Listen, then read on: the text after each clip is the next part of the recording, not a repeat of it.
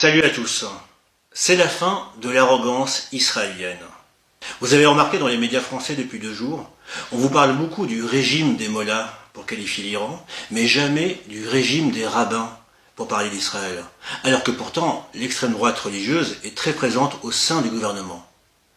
La bonne nouvelle, c'est que cette arrogance israélienne, qui était tellement évidente depuis des décennies, non seulement à travers les politiques, à travers la propagande sioniste, mais y compris quand on croisait des Israéliens au cas par cas, qui pouvaient être extrêmement arrogants, condescendants, avec un sentiment de supériorité morale.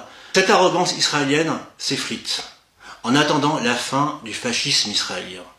Car le fascisme israélien prendra fin de manière inéluctable. Ce fascisme israélien a 2 visages. L'un au Moyen-Orient.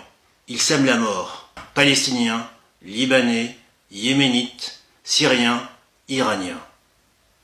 Mais ce fascisme israélien a un autre visage. En France, c'est le fascisme sioniste. C'est cette volonté de répression tous azimuts envers quiconque ose critiquer Israël. Et ce fascisme sioniste a réussi à s'accaparer les rênes du pouvoir, politique, médiatique et même judiciaire. Dans mon enquête sur le lobby israélien, j'ai découvert exactement par quelle passerelle, quel réseau, quel personnage le lobby israélien a réussi ces derniers mois à influencer la justice française, à faire en sorte que des pro-palestiniens soient non seulement interpellés, arrêtés, interrogés, mais aussi condamnés à de la prison ferme. Et c'est un tournant scandaleux, un tournant qui n'est jamais évoqué dans la presse ou par les politiques. Cette influence-là, cette emprise-là, je l'ai décortiquée et j'y reviendrai en détail dans mon documentaire sur le lobby israélien en France.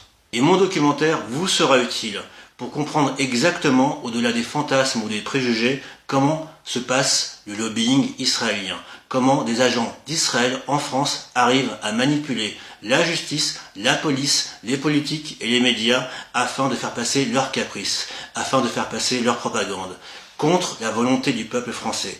Car le fond du problème que j'ai découvert, c'est que des agents français, donc des fonctionnaires, des hauts fonctionnaires, peuvent être passibles du crime d'intelligence avec l'ennemi. Un crime qui consiste à coopérer secrètement avec un État étranger ou un groupe piloté par un État étranger afin de commettre des actes hostiles à l'encontre des institutions françaises. Et l'une de ces institutions, c'est l'indépendance de la justice.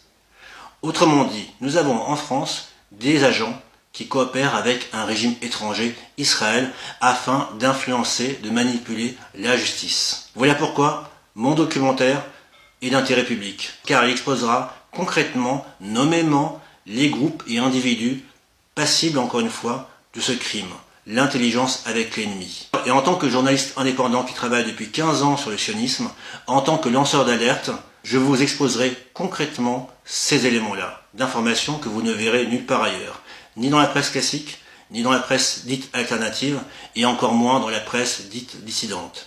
Ces 3 groupes de presse, ces 3 groupes d'information en France sont totalement, au mieux, indifférents, au pire, lâches et complices par rapport au lobby israélien. Voilà pourquoi il est temps, maintenant, d'aller au fond des choses et de vous dire toute la vérité sur ce lobby israélien qui agit en toute impunité en France. Je vous encourage donc à soutenir mon documentaire, le lien pour y contribuer est en description et je vous dis à très vite. Ciao.